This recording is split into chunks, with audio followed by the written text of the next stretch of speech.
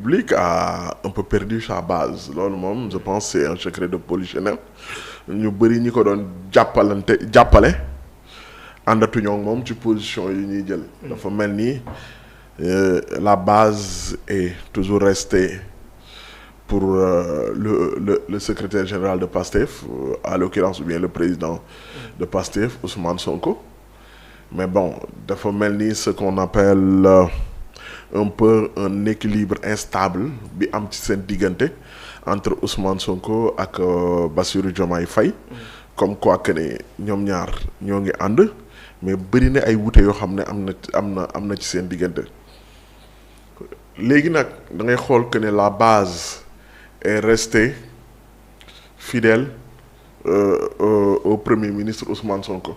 loolu je pense que ne doon na baax trop.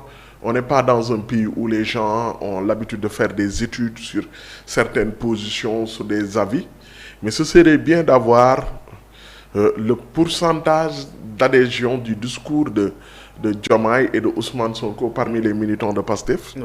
Parce que loolu boo ko amoon da ngay xam ne que ne presque 98 à 97%, 95 à 97%. De PASTEF est resté est resté fidèle à Ousmane Sonko. bëriwul sax ñi nga xam ne ils sont de PASTEF et da ngay gis que ne dañuy soutenir Ousmane Sonko di soutenir Bassirou Diomaye Faye soo seetloo bu baax dans ce déséquilibre instable dans cet équilibre instable da ngay gis que ne ñu bëri ñi soutenir Diomaye c'est des gens de l'opposition. Ouais, ça c'est vrai. Moo tax man j'ai toujours tiré la sonnette d'alarme par rapport ak ñi nga xam ne ni ils sont de l'opposition nekk des soutiens de Diomaye. Ça peut être très très nuisible au fur et à mesure que cette paix armée là di continuer da ngay gis que ne après dañuy ñoom ci seen bopp muy opposition bi dañuy reléguer ñoom seen ay position wala ñoom seen taxawaay au second plan te loolu baaxul ci opposition pour man jusqu'à la preuve du contraire Diomaye mën na jiboo mën na xuloo ak Ousmane Sonko mais Diomaye se revendique toujours de Pastef. oui ba léegi ah. est-ce yaa ngi dégg bu baax. moo tax man j'ai dit à l'opposition dalul xel nga bëgg langaamu ci Diomaye mu mel ni moom mooy sa candidat. wala moom moo nar a nekk sa candidat wala moom mooy sa figure de proue boo xamante ni moom nga gis pour mu indi changement bi nga xam ne moo fi nekk. mais bon soo seetloo soo dégloo discours Ousmane Sonko le lendemain nga déglu le discours Diomaye le lendemain nga déglu discours Ousmane Sonko. da ngay xam ne wute am na ci gis-gis yi. wute am na ci approche yi. wute tamit am na ci ni ñu nar a doxalee fi ñu jëm mais il faut beaucoup faire attention par rapport à ça ñu bëri dañuy wax naan la séparation est inévitable. mais man gis nga quand les gens sont énormes la prise de décision est toujours difficile. loolu foog nit ki xam ko enjeu yi que ça soit pour Diomaye que ça soit pour Ousmane Sonko. li ñuy perte ci séparation bi moo ëpp fuuf li ñuy perte bu ñu continuer di ànd. donc il faut que nit ñi xam ko mais bon soo analyser discours Diomaye da ngay xam ne Diomaye nekkatul léegi ci reddition des comptes à tout prix. le discours qu'il avait en faisant campagne parce que le discours de campagne tamit il faut aussi essayer d'analyser entre Diomaye et Ousmane Sonko qui s'éloigne du discours de campagne. Et sur et la réponse est évidemment à mon point de vue c'est beaucoup plus Diomaye. moo gën a sori ci discours bi mu doon tenir ci campagne parce que durant la campagne ils avaient le même discours. li Sonko waxoon moo nekkoon le Diomaye wax. bañ na ko ba le slogan c'était Sonko mooy Diomaye. Diomaye mooy Sonko. mais au fur et à mesure que dañuy dem da ngay gis que tu te rends compte que ne c'est plus le même discours. Il y a quelqu'un qui s'est un peu départi de ce discours initial en l'occurrence le président de la République Diomaye Faye Sonko nag moom il est resté je pense fusé. ci position ci oui dinañ si ñëw mais ci discours Diomaye bi déjà bi nga xam ne tëri na ko ci 31 décembre li noo xaar xëy na mu ñëw ci mooy reddition des comptes ak et tout mais cette fois-ci dafa gën a prôner li nga xam ne mooy unité mais aussi li nga xam ne aussi moom mooy réconciliation yi nga xam ne nii yàgg na ko gëm yaa ngi wax léegi dafa commencé sori ci discours de base bi mais est-ce tamit nekkul réalité du pouvoir moom moo ko dab ma ko. waaw c'est une question à se poser c'est vraiment une question à se poser parce que est-ce que Diomaye dafa changer nii rek parce que bon il avait cette intention-là que ne bu ñëwee. bu demee ba falu day changer wala Diomaye kat dafa ñëw ba gis les réalités du pouvoir tax mu changer.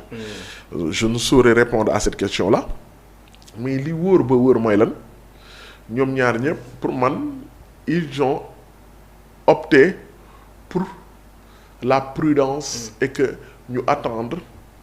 le meilleur juge pour les départager xam nga le meilleur juge mooy kan le peuple c'est le peuple qui est habilité à les séparer parce que les choix en politique sont toujours sanctionnés positivement ou négativement bien sûr Diomaye bu fekkee li position bi mu am nii moom le peuple bi soxla yàggatul position bi dina ko wax dina ko yokku ndëgër laay ci peuple bi dina ko yokku ndëgër laay ci position bi mu jël Sonko nag bu fekkee position bi mu am nii moom le peuple bi soxla dinañ ko sanctionner positivement donc ñoom ñaar léegi nag li amoon solo pour man Sonko a un peu réussi son challenge le challenge c'était quoi man kat parce que loolu moo gënoon difficile gëmloo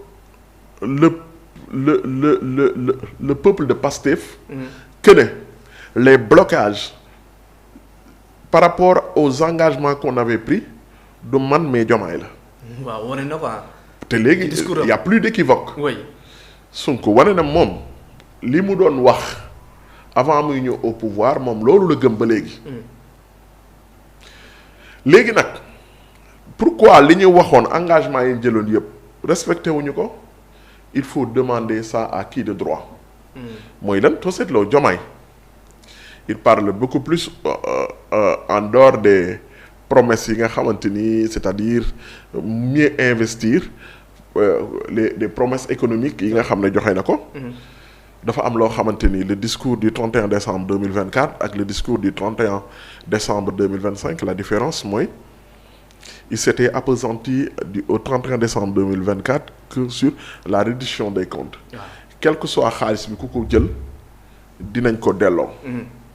dinañ ko topp ba fu mbaxane dégg léegi nag il y a un virage à 190 degrés. changement ou bien 190 degrés. oui.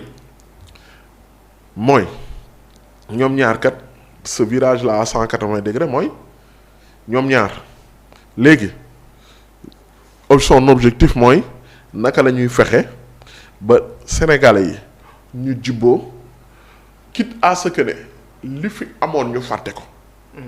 Diomaye c'est ça sa posture. loolu mooy position actuellement. quitte à ce que ne li fi xamoon. li fi amoon ba nar a tàqale sénégalais yi. nañu ko fàtte.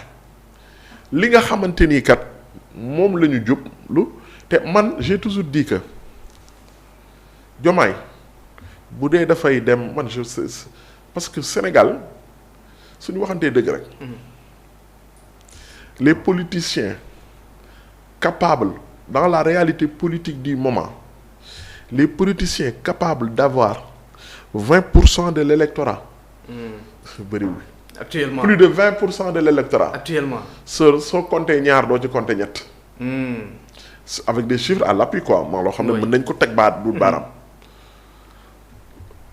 loolu noonu des politiciens capables d'avoir plus de 20% de l'électorat Ousmane Sonko la Bassirou Diomaye Faye.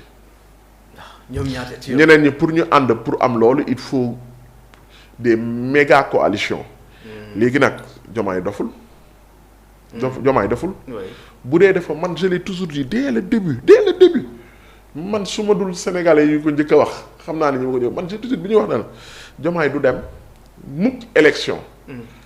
ak Sonko lu dul dafa am ay garantie yi mooy lan. ñi ëpp ci opposition bi dinañ ko jàppale mais loolu rek doyul garantie bi ci ëpp solo mooy lan je te dis que l'homme politique ñi fi disponible ñi capable d'avoir plus de 20% de l'électorat soo si génnee Sonko Macky Sall la. waaw Macky Sall mooy koo xamante ni il faut être honnête su élection amoon bu amee une bonne campagne avec une bonne équipe. Non, il peut dépasser les 20 les 25% le 30% pour ne pas dire. Macky Sall kese oui. léegi Diomaye pour man doful. et xam na ne du luxus électorat bi kenn du ko luxus il faut ay lu ñu ay appui solide yoo xamante ni dina mën a tax nga am loolu.